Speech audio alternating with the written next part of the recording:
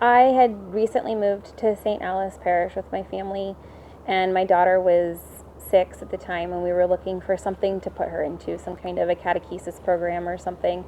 And Father was over for dinner at our house, and so I asked him what he had at this parish that I could do with my daughter. And he's like, well, actually, we do this thing called CGS. He's like, just send her to class. And so he's like, here's Angela's phone number, call her. And so I called her, and she's like, actually, that's not how it works. You can't just jump in the middle of a year. You can't, it's a little bit more, of a program than just a drop in when you want type of thing. And so I started asking the questions, and then it was that next fall that she was like, well, maybe you should actually be a teacher instead. So we got the conversation going at that point. And what's that been like for you? It's been beautiful. A little, for me, I'm not be in front of people, or I'm not a singer. I'm not any of those types of things. So it was really a little nerve-wracking, especially at first. And then as I've gone to the trainings with, we've sent a group, so there's been a couple of us, so we could actually be together and kind of go through it together instead of just on our own. And it's been friend building, and at the same time, it's been beautiful to be able to watch my daughter experience something that I wish I had. I never heard of anything like it or been a part of anything like this. I had the normal, here's a Bible and let's look for verses and find your favorite Bible story type thing. So what is the difference? What is there more of in CGS, or what's different about it? There's more, instead of people telling you what to think or telling you this is what this is, it's a presentation, and then you get to reflect. The child gets to reflect on it, and they get to experience what is happening for themselves, and they see it firsthand instead of a picture in a book or a story. They're seeing it acted out, and with figurines and little models and everything that they see in church that you're not allowed to touch, you're not allowed to get too close to. It's just to be looked at and not see, not to play with or touch or work with it. They get to physically touch it and see it and hold it in their hands and see that it's something that's real, and there's a reason that we take such good care of it, and there's a reason that it's precious to us. That's great. Have you seen that, like, from an adult perspective? Mm-hmm. It seems like often we as adults discover our faith watching our children, Mm-hmm. watching this education happening. Can you tell me about your daughter? And Last year, it was all about prayer tables. She set up prayer tables throughout our whole house, in random areas in the forest. At my mom's house, I'd go over there, and there'd be a random piece of like doily with candles and flowers. And I'm like, Mom, what's this? What's going on? And Paisley made another prayer table. So that was her thing last year, was prayer tables. And this year, my dad had made a tabernacle for one of the atriums, and we didn't need it anymore. And so Sarah gave it to us. And it's in our schoolroom. And she goes in there, and she kneels down in front of the tabernacle and prays all the time. And she created her own little host that she puts in there, and she takes out and she adores, and that host is green. And I asked her why a host would be green, and she told me because she thought that in her house Jesus would want to wear her favorite color.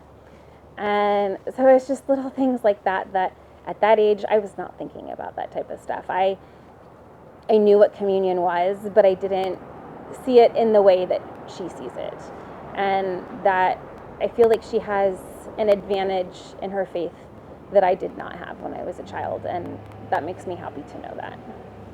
yeah, that's wonderful. But tell me more a little bit, because like I can imagine people being somewhat weirded out by a story like that, and going like, "What the heck? You have like a fake Eucharist in your house that you're coloring green and adoring." So Yes. but you tell the story in a way that's very natural Mm-hmm. and wonder-filled. Mm-hmm. And your daughter didn't strike me as a weird person. No, she's So not. how do you make those things jive? How do you understand that? It is hard to explain to some people. Some people will kind of look at us and think, what are you teaching your daughter? And she's homeschooled, so then it adds another layer of, maybe she's kind of weird. Maybe you guys are kind of weird. But it's hard to explain to a lot of people. And usually the best way for me to explain to people that are really curious or really questioning me is I bring them into my atrium. After Mass, I'll bring them in, and I'll, just walking through, they'll be amazed because they see everything at a child's size and realize that we're not just putting them in front of a desk and teaching them things. We're letting them experience things. And it's hard for people to understand without physically seeing it.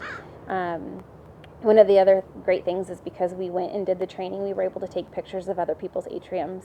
And I have a lot of those on my phone, and so I'll pull out my phone and I'll show some of my friends that are like, I don't understand this. I don't get what you're doing. And they're like, you're teaching. No, I'm not teaching. I'm just leading the kids in the direction that the Holy Spirit wants them to go for that day. And it's a process to get people to understand what I'm doing. Even my husband, I think, is a little confused by what it is that we do in atrium. Has he come to see? He has. We've been able to do some of the celebration ones. We do an Easter one, and we do the Pentecost one. And last year he was able to come to both of those celebrations with us, and was able to see a couple of the presentations, and to see my daughter interacting in the room in the atrium, and how excited she was, and all of the things that they were doing, which was great. Have you ever done a presentation for one of these friends who's trying to understand what's going on? I've never done a full presentation because I don't have the stuff, unfortunately, at my house. I have done a presentation for my husband in the atrium one time after Mass, and also to help practice for myself. And then but none of my friends that aren't Catholic, I have not been able to do a presentation for them. If you were to do one, which one do you think would be most helpful for people to understand? I think especially because a lot of my friends that aren't Catholic don't understand Mary, I would probably do the Visitation. It's a beautiful presentation. You're reading right out of the Bible, and I think it portrays why we see Mary in the way that we see her to other people. And I think it connects. When I present it to the children, it's always one that they keep going back to. They're always drawn to that presentation. Would you do it for us? Oh boy. I could. I don't know if I have my stuff, but No, we'll see when we go in. All right, we can see. I'm not sure what I have because I didn't bring that stuff today. There's a lot of times when you're giving the presentation and they're watching the movements of the people and the different items and what's going on. And in the Annunciation, the angel is there with Mary, and then the angel leaves, and a dove is placed on top of the house. And one of the children looked at the dove for a minute and just kind of sat there and looked at me and was a little confused. And at first asked if the angel turned into a dove. And then I asked maybe what that dove could represent instead of an angel. And after a while of just sitting there and waiting and watching, like a light bulb went off in their head and their eyes got really big and they got really excited. And I know what it is. It's the Holy Spirit. And this child is 3, and they're understanding and getting that concept way sooner than most adults that I know do. That was one of my favorite aha moments that happens in a presentation. You're giving a lot of freedom to the children. You're saying, explore. Yes. And here's a prepared place to explore in. And at the same time, we often look at children as needing a lot of order and a lot of guidance.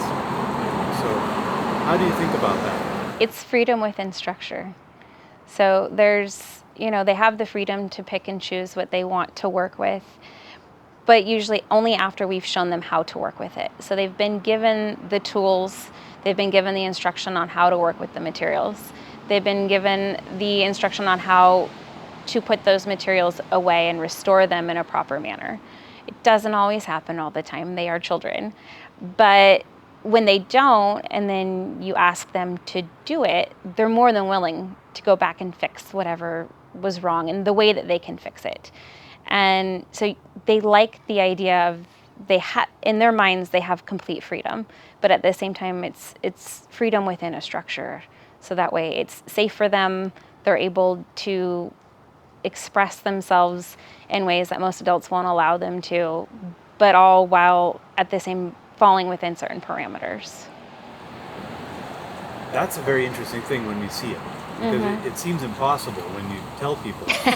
And then you see it, and it's like the children are actually happy to sweep. They're happy to care for the physical environment. And I think you said that well, that they in their minds they're completely free, and part of that is because they have a structure.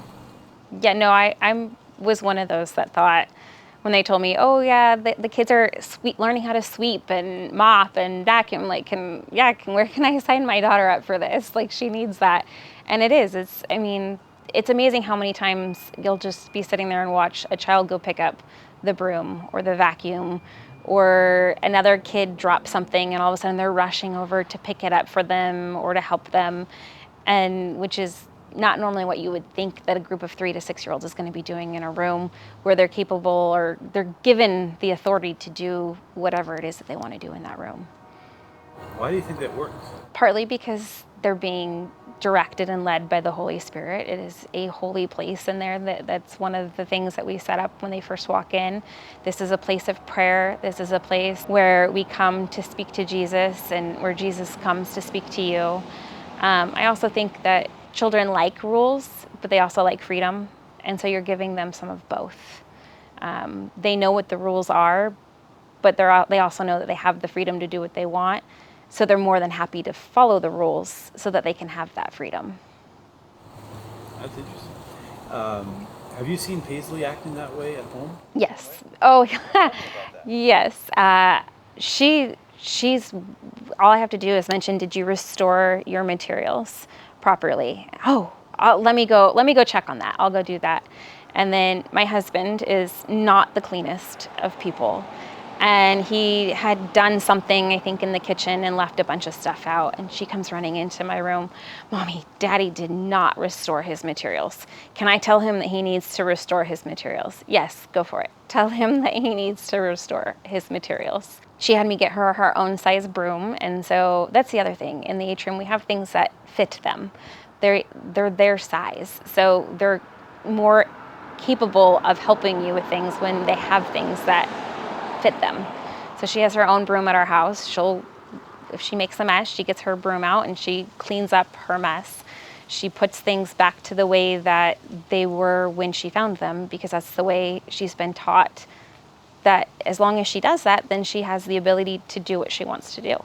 I'm very grateful for the program itself, for both being able to be a part of it in the manner that I am, but mostly for my daughter, for the ability for her to be going through it and growing up. Her favorite day of the week this year is now Tuesdays, because that's when her atrium is. She doesn't want to miss atrium for anything. If you ask her what her favorite class is, she says atrium. That's her favorite time, is to come and go to atrium, and she plans out what she's going to do in atrium the day before. She has it all figured out, what job she's going to sign up for, what she's going to do, what she's going to work on. It's what her highlight of the week for sure. Well, I hope your husband doesn't take it personally if she tells him to put away his materials. He's kind of used to it now. Getting double teamed. Yes, that's what he says. He goes, sure, now I have it coming from both sides. Yeah. But yeah.